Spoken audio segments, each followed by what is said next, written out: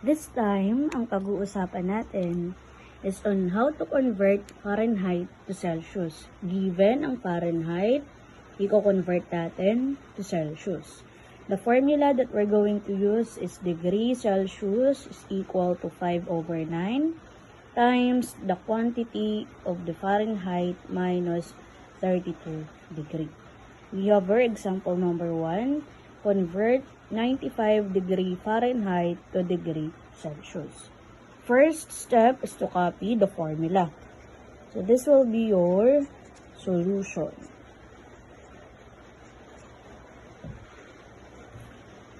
Again, copy the formula. Celsius is equal to 5/9 times Fahrenheit minus 32 degree. Next is to substitute the value of F. Substitute, papalitan yung F dito, yung Fahrenheit ng 95. So 5/9 times the value of Fahrenheit, that is equal to 95 minus 32 degree. Third is to subtract these two numbers. So that is equal to 95 minus 32 is equal to 63. Then copy yung 5/9. Okay? We have here a whole number and a fraction.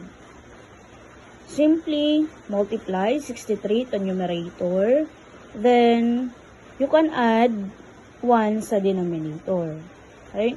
So, we have 5/9. Okay, ang gagawin natin is to add denominator 1 kay 63 to make the two numbers fraction. So, 63/1. Kapag meron na tayong fractions, just simply multiply numerator times numerator, denominator times denominator. So, 63 times 5, okay, dito, 63 times 5, okay, 5 times 3, that is equal to 15, 5 carry 1, 5 times 6, 30 plus 1, that is equal to 31. So, 315.